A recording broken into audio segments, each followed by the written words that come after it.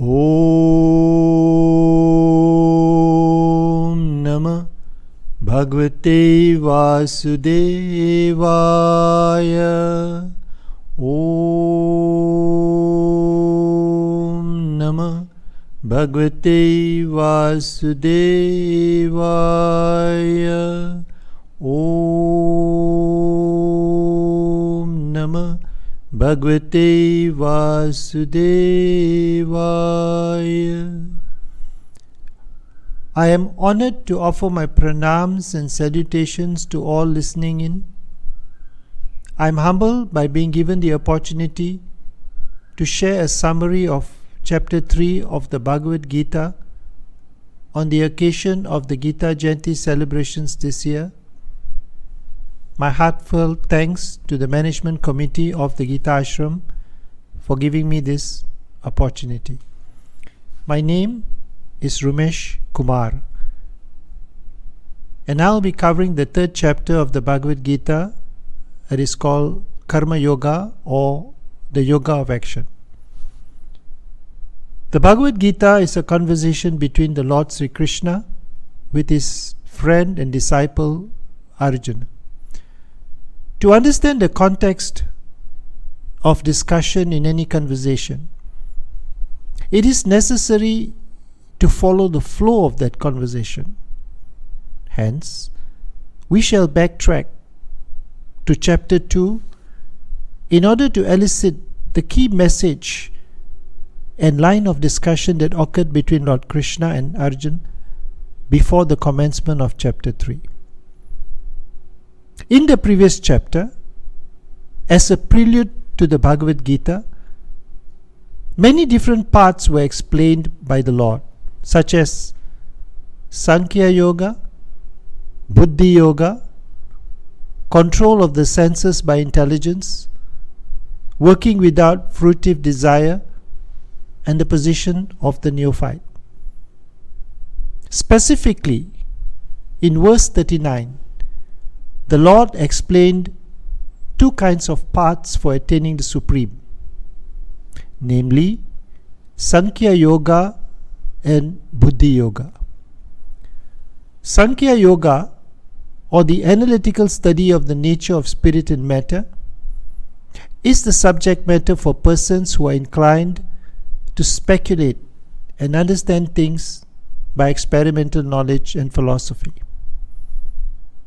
The Lord has explained also in the 39th verse that by working by the principles of Buddhi Yoga, one can be relieved from the bonds of action, and furthermore, there is no flaw in the process.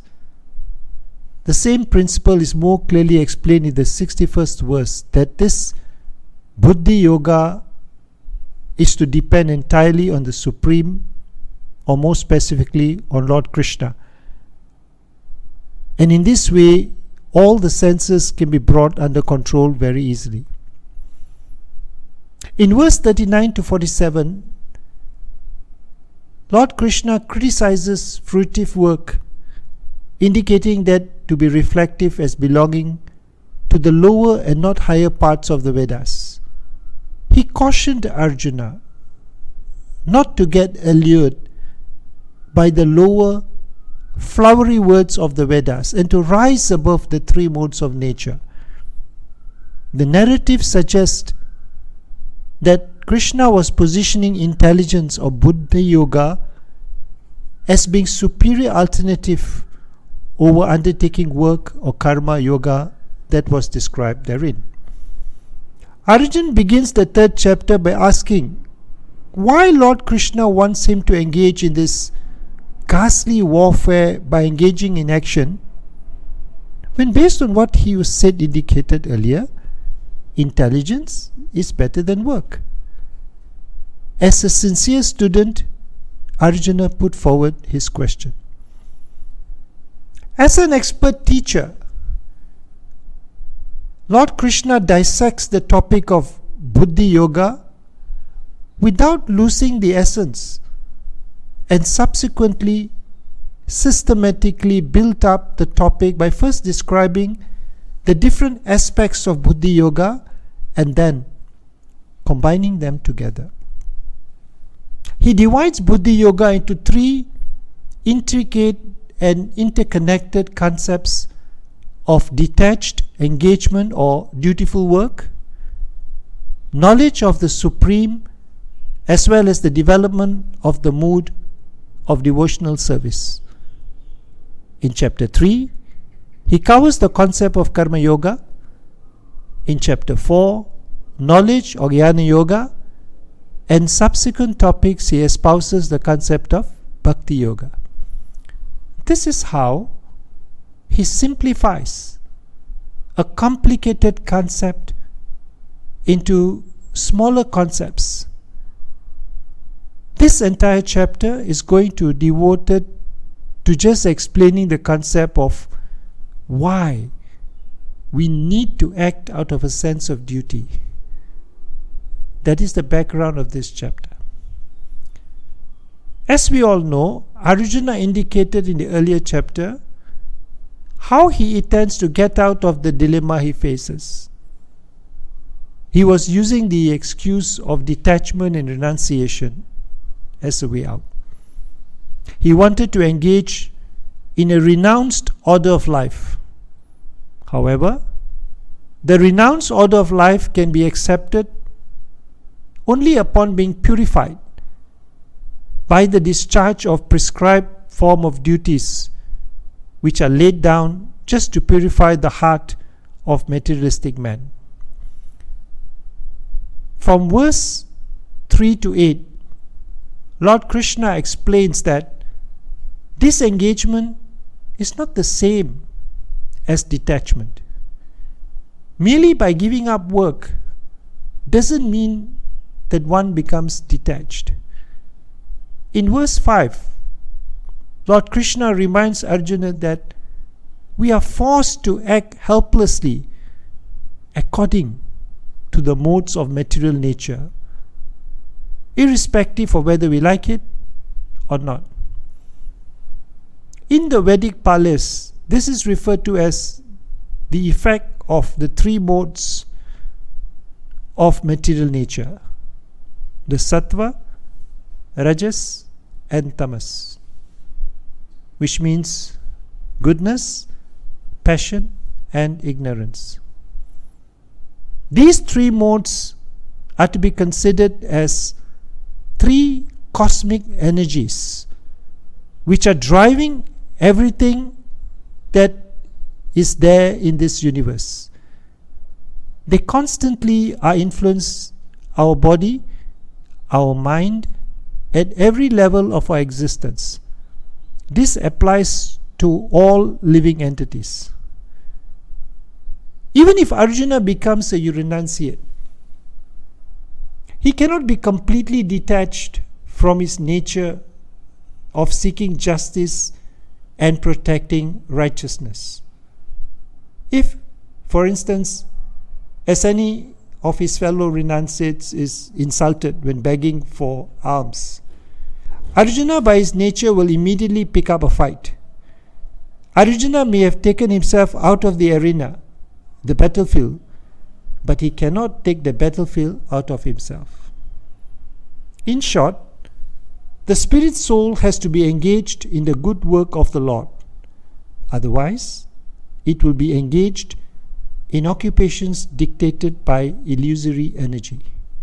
Work should not be given up capriciously, without purification of materialistic propensities. Therefore, even if one is detached physically from the material world, it is impossible for one to be disengaged from a mental and emotional plane. Krishna cautions Arjuna against prematurely jumping into the path of detachment. He recommends that he start the detachment from the physical plane and slowly take it into the mental plane. That sense of detachment on a physical plane is the sense of dutiful work undertaken based on prescribed duties. Doing so does not limit one, but on the contrary, lifts one spiritually. An analogy of this we can consider is the process of flying a kite. The kite soars higher and higher because the kite is bound to the string that is being pulled skillfully by someone below.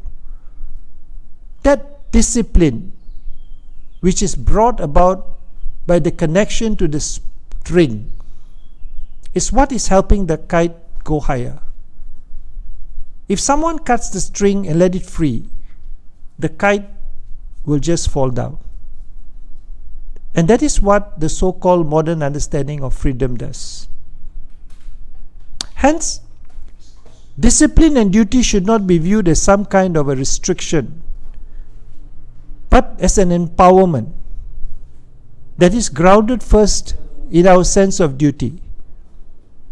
For self-realization, one can live a controlled life as prescribed in the Shastras and continue carrying out his business without attachment, and in that way make progress.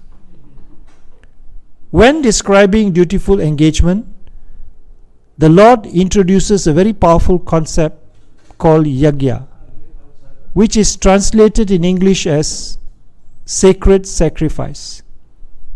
Yagya means Lord Vishnu, or sacrificial performances. All sacrificial performances are also meant for the satisfaction of Lord Vishnu. Therefore, one has to work for the satisfaction of Vishnu. Any other work done in this material world will be a cause of bondage. For both good and evil work have their reactions, and any reaction binds the performer. Therefore, one has to work to satisfy the Lord, and while performing such activities, one is in a liberated stage. This practice will not only save one from reactions of work, but will also gradually elevate one to a transcendental loving service of the Lord, which alone can raise one to the kingdom of God. In the Vedic system of practices, we have yagyas in the form of fire rituals. These rituals are undertaken to satisfy the gods, who are empowered administrators of material affairs. The supply of air, light, water, and all other benedictions for maintaining the body and soul of every living entity are entrusted to them. Their pleasures and displeasures are dependent on the performance of yagyas by the human being. Some of the yagyas are meant to satisfy particular gods, but even in doing so, Lord Vishnu is worshipped in all yagyas as the chief beneficiary. The Lord extols Arjuna not to limit his understanding of yagya to that sense of sacred ritual, but rather to extend the understanding of yagya to that of work being done as a sense of duty, because when we learn to act out of that sense of acquired duty, that is also a sacred act, a form of yagya. In verse number 9 and 10, he talks about how within this universe itself there is a sacred order. In reality, there is a very fine balance in this nature that acts like this very perfectly oiled machine, where every part is connected to every other part. And by working together, this entire universe to be this one big, gigantic macrocosm. And within that macrocosm, we have these little entities as this microcosm. And by a very smooth harmony between the macrocosm and the microcosm, there is peace prevailing at every level of the existence. And that governing law, that sacred order, is what is defining this universe. The Lord is the source of the Vedas. The Vedas prescribes that acts of sacrifice, such as yagya, to be performed. This cycle acts of sacrifice results in rains, falling as the gods entrusted with providing the rains are satisfied. Rains enable food to be produced. Living beings being able to sustain life by consuming these foods.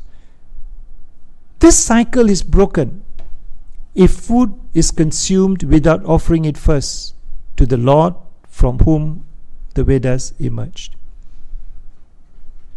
Only when the food consumed is offered to the Lord, the cycle of sacrifice that maintains the cosmic order is retained, and there is a natural harmony between the microcosm and the macrocosm, resulting in peace prevailing at all levels of existence. Lord Krishna presents a deeper concept. If nature is kept in balance, nature will protect living entities. If we maintain the sacred order of life by being in line with the macrocosm, nature will naturally be in a balance. The apparent imbalance that is their nature is a consequence of this deviation from our sacred order. Maintaining that sacred order is what Lord Krishna calls yagya, sacred sacrifice.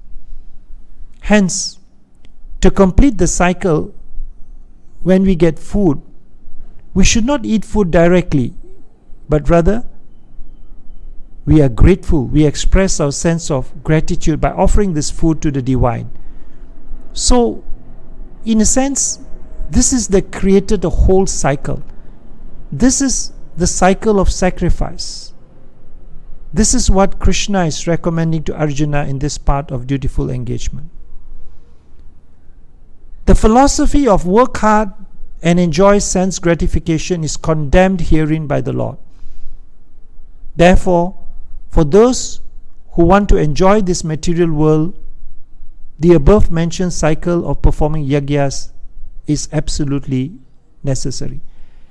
One who does not follow such regulations is living a very risky life, being condemned more and more by nature's law.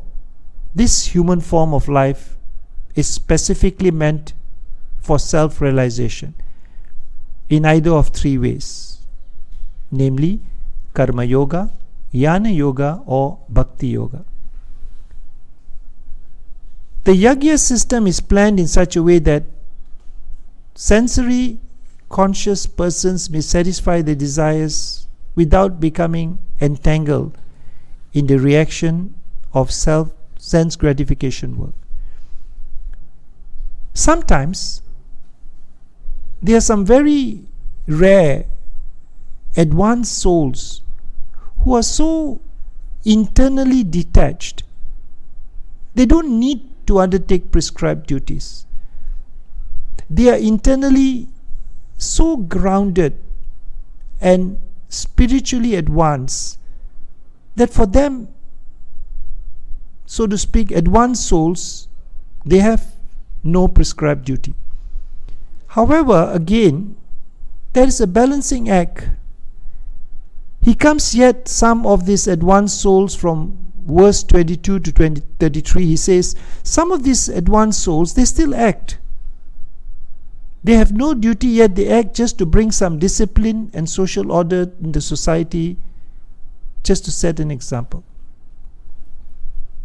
Kings like Janaka and others were all self-realized souls. Consequently, they had no obligation to perform the prescribed duties in the Vedas. Nonetheless, they performed all prescribed activities just to set examples for people in general. Since everything is in full opulence in the personality of Godhead, and is existing in full truth. There is no duty for the Supreme Personality of Godhead, Sri Krishna, to perform. One who must receive the results of work has some designated duty, but one who has nothing to achieve within the three planetary systems certainly has no duty. And yet, Lord Krishna is engaged on the battlefield of Kurukshetra as the leader of the Kshatriyas, because Kshatriyas are duty bound to give protection to the distressed. Especially at the leadership level, when the leader does not show by example the right thing to do, people will not do what is right. During these very challenging times of the pandemic, there are leaders who persistently refuse to lead by doing the right thing as an example, and as a result, leaders of these countries have suffered enormously during this pandemic. So this is a very important agenda as a leader. He has to set an example. Lord Krishna had to engage in the war to set an example and take the decision of protecting the society. This is a very important concept that the Lord covered in verse 24, where he proclaims how, if he would not perform his duty, this will lead to the destruction of society. So now these advanced souls, they are setting the example. But when they are dealing with the ignorant people that are not so advanced people, are they going to push them? Are they going to push them towards detachment? No. Rather, they are going to engage them in the action of prescribed duty. Every one of us are at different levels. We are all born with our own different levels in our spiritual evolution. We have to be supported at a level that is appropriate to the level of spiritual development, as well as the inherent nature to the process of sense regulation. Through sense regulation, one is gradually elevated spiritually in accordance with the desires of the Lord. Therefore, a realized soul should not disturb others in their activities or understanding of others, but he should act by showing how the results of all work can be dedicated to the service of Lord Krishna. In verse 30, Karma Yoga process is defined. The Lord says, by surrendering all your work to me, that divine connection, with full knowledge of me, without desire for profit, with no claims for proprietorship, free of lethargy, fight. The living entity cannot be happy independent of the cooperation of the Supreme Lord, because the eternal constitutional position of the living entity is to become subordinate to the desires of the Lord. Arjuna was therefore ordered by Sri Krishna to fight as if the Lord was his military commander. One has to sacrifice everything for the goodwill of the Supreme Lord, and at the same time discharge prescribed duties without claiming proprietorship. When someone surrenders the results, it means they are not attached to the results. To make some level of progress in it may not be complete detachment, but at least by offering the results to Lord, one makes progress. Just like how offering food to the divine, free from desire and expectation of results, demonstrates how one relinquishes one's sense of proprietorship, but acts merely as a servant of the Lord. This frees one from the agonies of pain and pleasure associated with work done. A simple analogy to describe such a situation is the work done by a cashier in a shopping mall. the cashier collects money and puts it in the collection box. Without being excited to see so much money during a huge sale, and neither being upset when the sales are down. The duty of the cashier is to ensure the money is deposited, and she does so without feeling upset nor feeling elated based on the amount of money collected.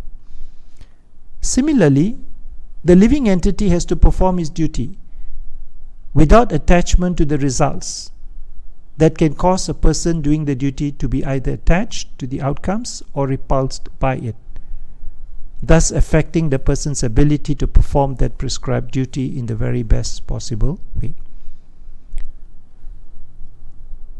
That is a key concept Lord Krishna explains in the converse of dutiful engagement. Just as he is guiding Arjuna, who wanted to go on the wrong path of giving up work by imitating somebody else, he is also guiding us to undertake our prescribed duty in accordance with our nature by offering the results to him.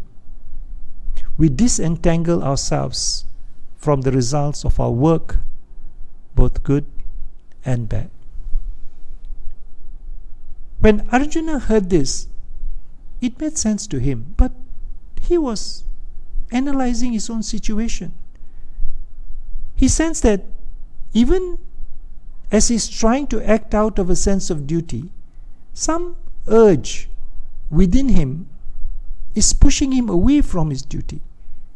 He asked the Lord, what is that which is the root cause of his inability to maintain inner discipline, which is making him deviate from his path of duty? Arjun's question to Krishna is very sanguine as to the perverted nature of the living entities. Although the living entities sometimes does not want to act in sin, he is still forced to act. Sinful actions are not, however, impelled by the supersoul within, but are due to another cause, as the Lord explains in the next verse. Lord Krishna responds by saying that when someone is trying to be disciplined in life, when they try to be dutiful, there is an internal urge which is there within them, which he calls lust, which exists within each and every conditioned soul. The lust is the inner urge to be the enjoyer. When a living entity comes in contact with the material creation, his eternal love for Krishna is transformed into lust in association with the modes of passion. Or, in another word, the sense of love of God becomes transformed into lust, as milk in contact with sour tamarind is transformed into yogurt. So Krishna is recommending to Arjuna that he recognize that here is a very, very powerful enemy which is there within him. This enemy is there inside and is pushing him to act in a manner that deviates from his prescribed duties. It is trying to deter from the path of discipline, that path of dutiful engagement. This personal ambition for personal sense gratification, which is a form of lust. There are 3 degrees of covering of the living entity by which his pure consciousness is obscured. This covering is but lust under different manifestations, like smoke in the fire, dust on the mirror, and the womb about the embryo. When lust is compared to smoke, it is understood that the fire of the living spark can be a little perceived. In other words, when the living entity undertakes his prescribed duties even slightly, he may be likened to the fire covered by the smoke. Although fire is necessary where there is smoke, there is no overt manifestation of fire in the early stage. But when a mirror is completely covered by dust, it is possible to identify the mirror as it is visible, but the mirror cannot be used as the dust fully covers it. Hence, the covering is so strong that it prevents the object from fulfilling its utility. This is a stronger effect of lust. Then there is a third, very deep level of lust described as an embryo covered by the womb. The embryo cannot be seen due to the covering, and neither can it have any utility due to its being covered by the completely unproductive. This is the level at which lust completely overwhelms the living entity, when it is unable to function as a human being and is completely unrecognizable as one. Advancement of material civilization on the basis of sense gratification means increasing the duration of material existence of living entity. Therefore, this lust is a symbol of ignorance by which the living entity is kept within the material world.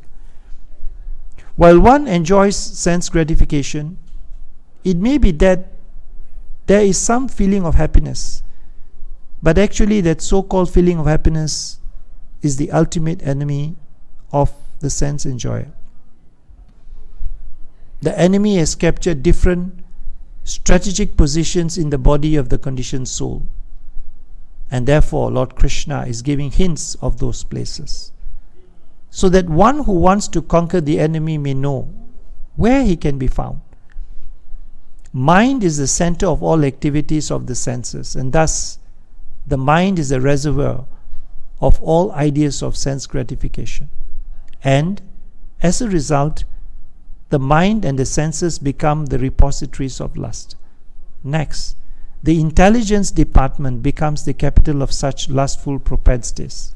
Intelligence is the immediate next door neighbor of the spirit soul. The senses are different outlets for the activities of lust. Lust is reserved within the body, but it is given vent through the senses. Therefore, the senses are superior to the body as a whole. These outlets are not in use when there is superior consciousness. In a state of self-realization, the soul makes direct connection with the Supreme Personality of Godhead.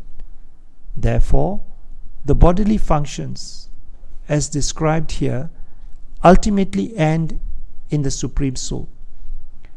Bodily actions means the functions of the senses, and stopping the senses means stopping all bodily actions.